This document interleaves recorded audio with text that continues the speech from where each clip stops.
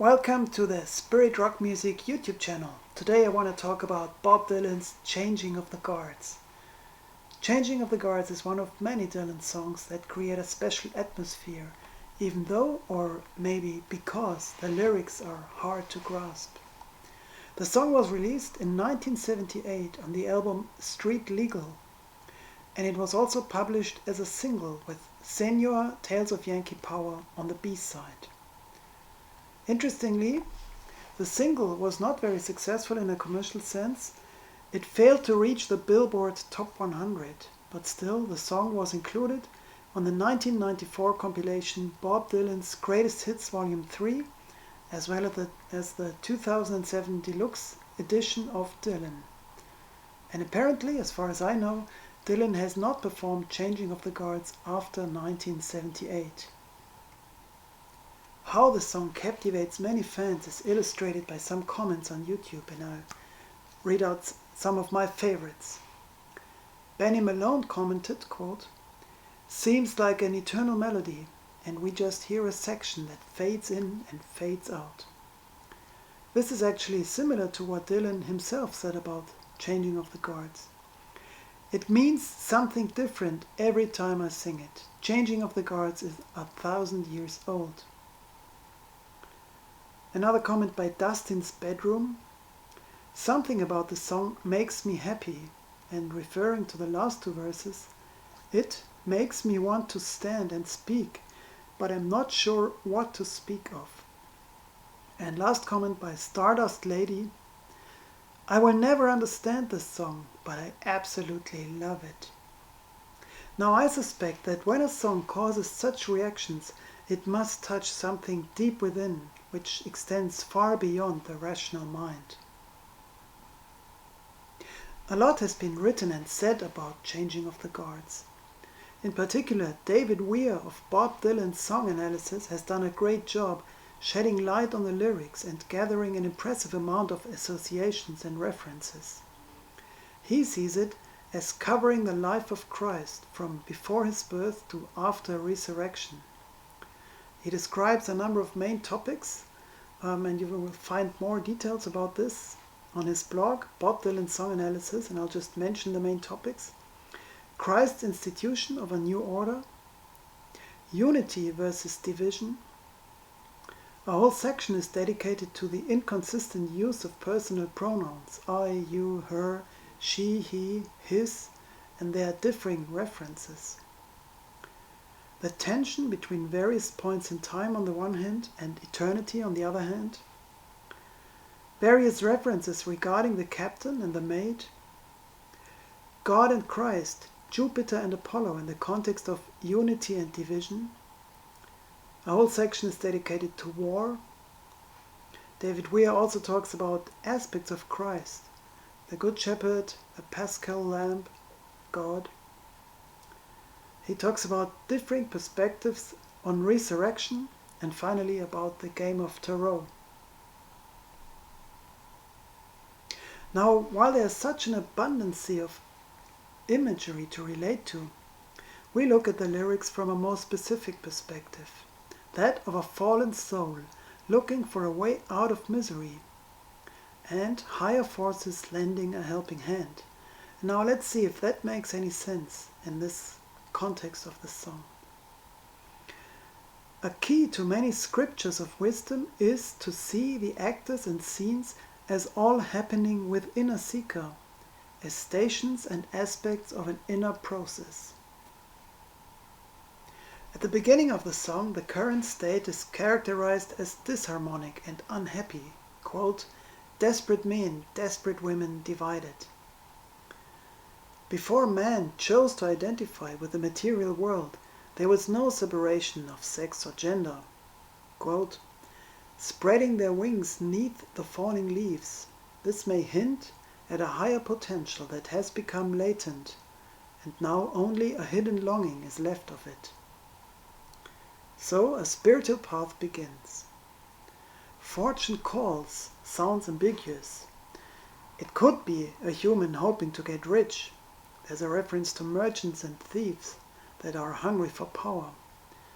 However, fortune calls could also signify the beginning of a quest, a call from a higher realm to remember that there is a deeper meaning to life.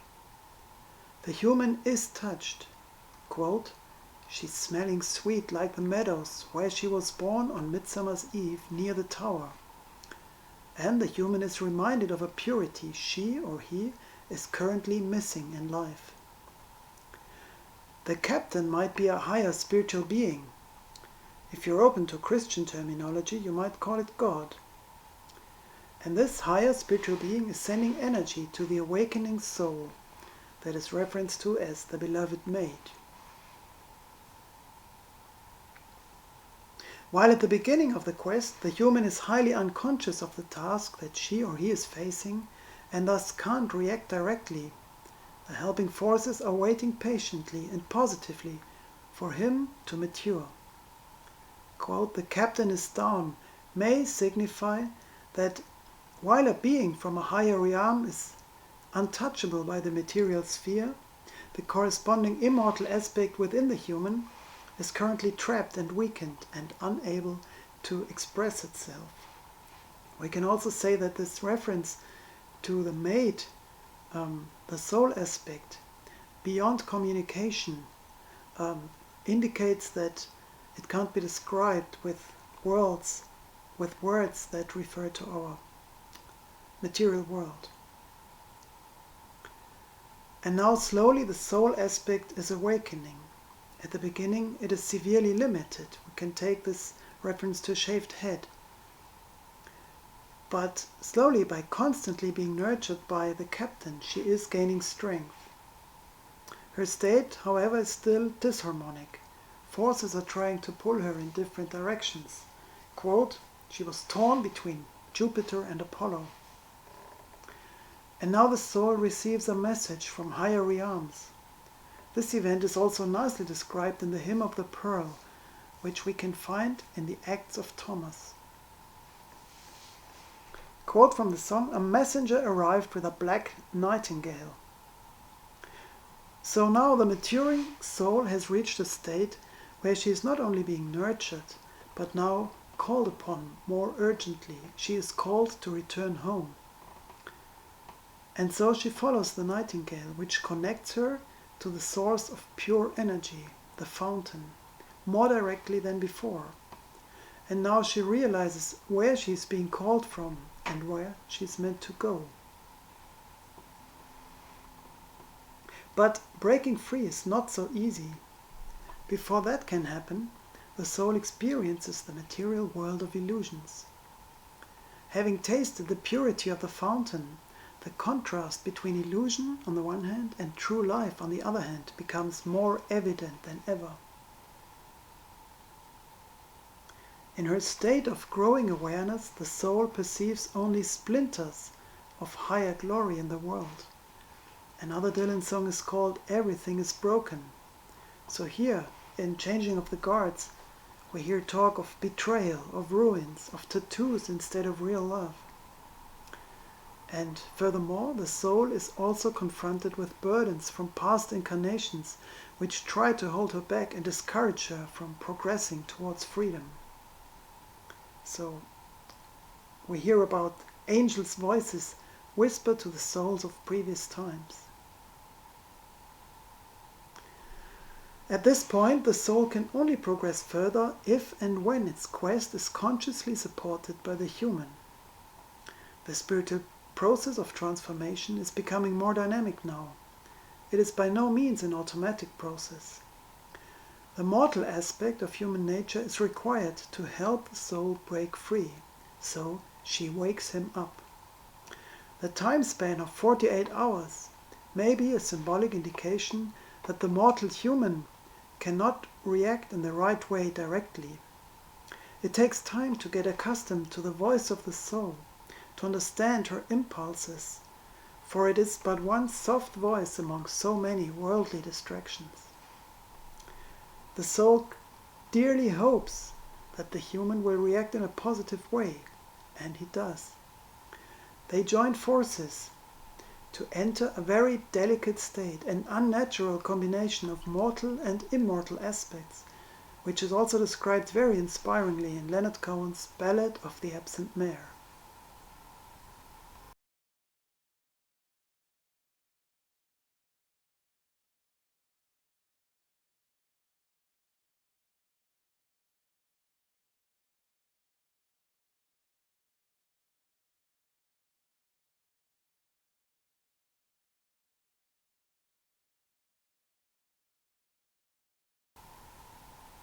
The second last verse may contain the most captivating part of the lyrics, as some commenters have noted. It does not suffice to make the decision only once, to follow the impulses of the soul. This decision is being challenged and tested many times, until the seeker finally reaches a definite point of no return, an intersection, after which he will belong to one or the other realm. The voice confronting him now is much more direct and clear than the initial tender impulses of the soul. We may call it Jesus Christ, a divine energy that has served humanity, quote, shined your shoes. It has prepared the way of liberation, quote, moved your mountains. We can see this also as a reference to the power of faith. And this divine energy has also called upon us to follow his example by giving us hint after hint through the law of karma, quote, marked your cards. A seeker may realize that what he or she used to see as pure coincidence are in fact results of earlier causes, even if we mostly don't know about the details. Now, a danger in this process is to rely on a human understanding and to put it into formalized terms. Quote, I don't need your organization. While going the path in a group may be a great help, people do remain individuals whose experiences will necessarily differ, and personal experience can only be passed on in a very limited way. Now, while we may experience a changing of the guards in the world at large at critical times, from our spiritual perspective, it is a decisive point in a seeker's life. The ego hands over control of the human system to the soul, this time for good, and so it ends a period of being torn between nobleness and open or hidden wickedness.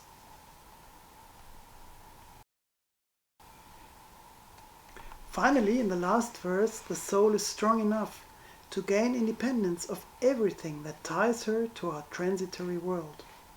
Peace will come. For the human, it means a final cut-off from any illusions that still remain. We may be reminded of the disciples that failed to understand the meaning of Easter, even after being taught so intensely in preparation. The prize of all the efforts goes exclusively to the immortal aspects of man. They are nothing the ego or the mortal aspects of the soul can boast about. Quote, no reward. Now the biblical words of the 1 Corinthians 15 apply. Where, O death, is your victory? Where, O death, is your sting? Quote from the song, Changing of the Guards, cruel death surrenders with its pale ghost retreating. At this point, elimination in the previous verse may not be as terrible a threat as we might think otherwise. It could just be a matter-of-fact description of mortal man. Unless sufficient progress on the path to freedom is achieved, the human system, including the soul aspect, is subject to, as we may call it, death as usual. Now how about the King and the Queen of Swords? They are tarot cards. Now, not digging into their specific context in the game for now, we may note that by not saying the King of Swords and the Queen of Swords, this line may indicate a unity, contrasting the initial separation between desperate men on the one hand and desperate women on the other hand. On the level of the soul, it may symbolize the unity of the spirit soul, the mystical marriage, the ultimate goal of immaterial alchemy. Like many Dylan songs, this one has been covered by various artists, and one version that I particularly like is by Patti Smith. You can find it on her album of selected covers 12. And I find her version of the song true to the essence, while it is distinctly different from Dylan's original, unpretentious and clearly articulated. So far we have avoided mentioning the number 16 that the song starts with. Quote, 16 years, 16 banners united over the field. I'm a bit reluctant to dive into it. While on the one hand I'm certain that deep wisdom is related to numbers, I feel it is a fine line between touching deeper meanings in a helpful way on the one hand and falling into speculation on the other hand, which may be misleading. Several commenters have pointed out a biographical connection. At the time of writing this song, Bob Dylan had been in the music business for 16 years. And while Street Legal was his 18th studio album, maybe he had released 16 albums at the time of writing the initial lines. So I'm not so much into exploring biographical references. So let's briefly see what the number 16 could refer to from a spiritual point of view. We may take only that which relates to our own intuition as hints and not overinterpret them. So one hint comes from the website ridingthebeast.com, and it states that 16 is being considered as the final number of the emanation. It represents the incarnation completed, according to Abellio. Another reference we find at the website angelnumber.org, and it points out that 1 is considered to be a symbol of authority, self-expression and positive thoughts, and may indicate the beginning of a new phase in life, while the number 6 relates to domesticity and balance. So the conclusion is that combining the numbers 1 and 6 to 16 will help you find your spiritual path and be more devoted to your spiritual life. And besides the sum of 1 and 6, 7 is often regarded a highly spiritual number. And to conclude, one more hint. It's taken from the website thesecretofthetarot.com, and we don't follow everything that is said there, but interestingly, for our context here, it states, when the number 16 is around or popping up everywhere, it usually indicates something of a spiritual awakening. Well, so much about this song from my side. Now I'm really keen to read about your thoughts. Let me know in the comments which experiences do you connect with this song. And all the best for your own quest, for your own path. And if you like the video, give it a thumbs up and consider subscribing if you haven't already. It really helps the channel. Thank you, all the best, and see you next time.